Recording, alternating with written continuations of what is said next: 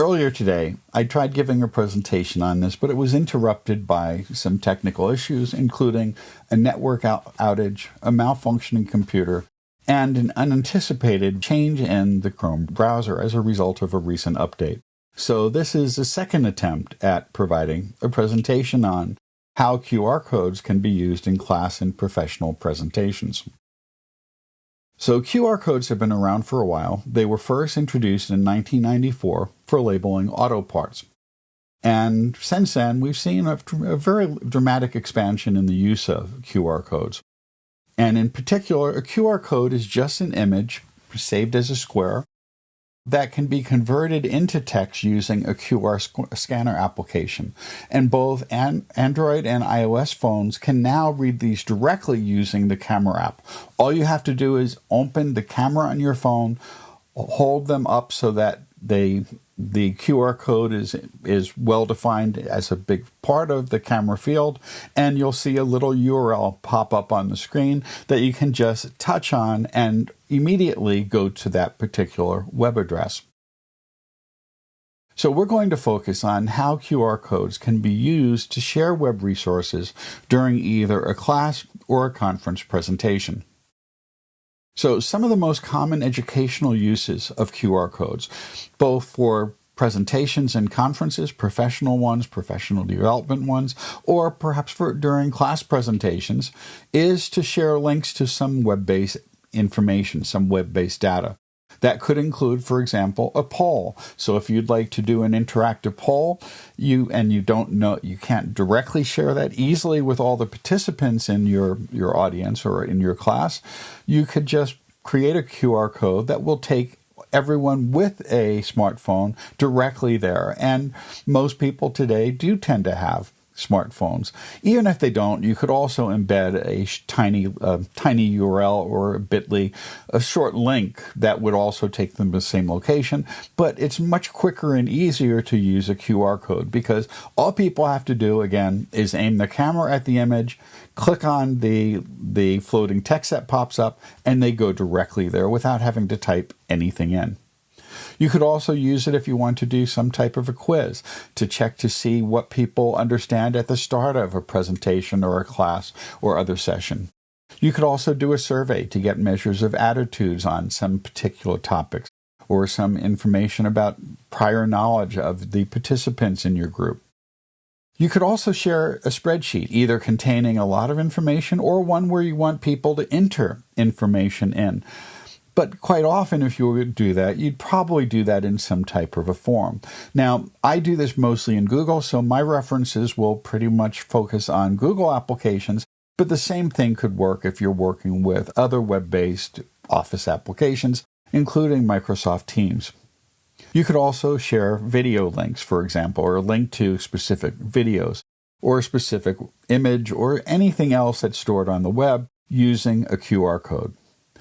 And sometimes you might want students or participants in a conference to download some software to engage in some type of activity during that presentation or that session or that class. And you could just put up a QR code that will take them directly to the platform or to the website of the manufacturer of the software, which will then generally redirect them to the appropriate app store for their device, allowing them to directly download that software. You could also use it to share copies of a presentation slide, and we'll talk about that actually as an example in just a couple of minutes. And typically this is done either at the beginning of the presentation if you want people to be able to follow along, or if you just want people to have access later, you generally would share this at the end of the presentation. So here's a simple description of the process of how to copy slides that you've assembled. We'll do this with the slides that we're currently viewing. So what you do is first set up the slides themselves so that they could be shared with others. People have to be able to get access to them. And again, I'm going to be referencing Google applications or Google Slides particularly, but anything stored in Google Drive could be accessed in the same way.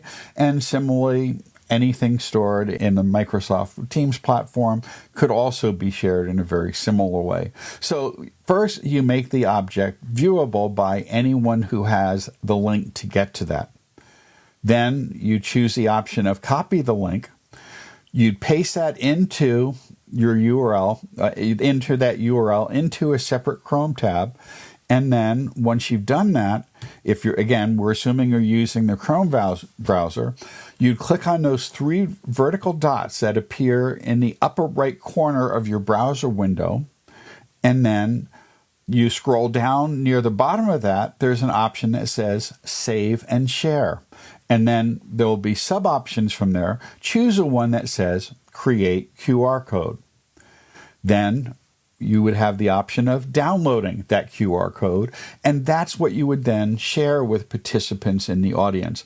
You could do it by simply displaying the QR code if you're doing it in real time during your presentation, but typically you would do this in advance because you know these are things you want to share later, so you would create that QR code and embed it right in your slideshow or have it up on, have it ready to be displayed on the screen. But typically people tend to do this right in their slideshows themselves. Now, if you want to share copies of a Google Doc rather than just giving people direct access to it, there's a little editing technique that many people have learned about in the last few years, but it's still not that widely known. And that is, once you have that share URL that was generated by the action of sharing that document, the end of it will generally say edit $USP equals sharing. Delete that part that says edit $USP equals sharing and just replace that with the word copy. And what will happen then, instead of people viewing the document, they'll be given the option of making a copy of the document and storing it in their own drive. That's especially useful, for example, if you want to share some type of a template with students for an assignment or an activity or something else that you want them to be able to edit. So you just create the basic template once, you create the QR code, and you share that with students, and then they can have their own versions of the documents that they could later submit to you. And again, there's many, many more applications of this purpose, but sometimes having a share of a copy is more convenient or more appropriate for your learning activity than sharing just view access to the document. And here's the final result. You can download a copy of the slides, either if they have the slides by clicking on the link, but that's not going to be that helpful. But if you hold up your camera to the display, you will see it will pop up with something that will begin with docs.google.com. And then if you click that link, it will ask you if you want to make a copy. So I'm going to do that here by clicking on the link rather than the QR code because this laptop can't as easily, directly at least, scan the code. But once I do that, it is going to pop up with a message saying, would you like to make a copy of using QR codes in class and professional presentations? You would just click yes, and then it would go directly to your Google Drive. But now let's go through the steps of how you would do that yourself, because that's probably the most useful thing. And this is a really easy and quick way of creating QR codes. What we're going to do now is go back to the original slide presentation, and it's right here. It's in this folder. So again, I'm going to go through the same steps that was just described, except we're going to do it one by one. So the first thing we're going to do here is we are going to share this particular document. So we can do that by right-clicking and choose Share. So I'm going to share that document. I'm going to set the links. I've already set it for anyone with that link. And then again, I'm going to give people view access. There may be times if you're sharing with a group of people you can trust not to do any damage to the document where you may want to give them edit access. If you're going to have group editing, or if a team of people are going to be working on a particular project together, you can give everyone in that group access to it. But if you only want them to be able to see the document without changing the original, view access is generally the safest way to do it, especially if you're dealing with people who haven't worked with Google Slides or Google Documents very often. So I'm going to now click on copy the link. I could have done that directly, but let's do it this way. I wanted to make sure everyone saw that how to create that view link.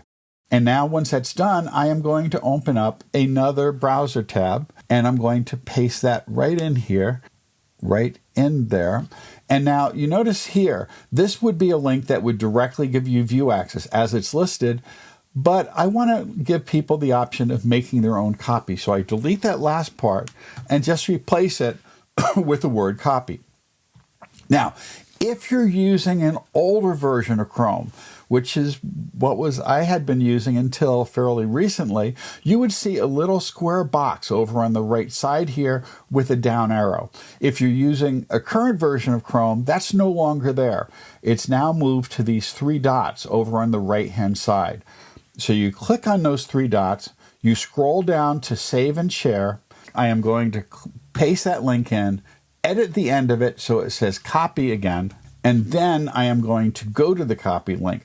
This is a link I want to share with people. This is a website I want to share, the web address I want to share. So I'm going to go over here to the 3 dots, and I'm going to click Save and Share, and then create a QR code. Now, if I was doing this in real time during a presentation, I could just display this on the screen and maybe even make it a little bit bigger if I wanted to, or zoom in a bit. But typically what you would do is you would then download it, and then you would go to your download folder and add it to a slide in your document. And that's pretty much all that you need to do in order to share a copy of some resource. But again, you could do this for anything. You could do it for a folder. You could do it for music files you've created, images you've created. All you need to do is find the URL for that. Make sure that URL is publicly accessible. Make sure everyone has view access to it.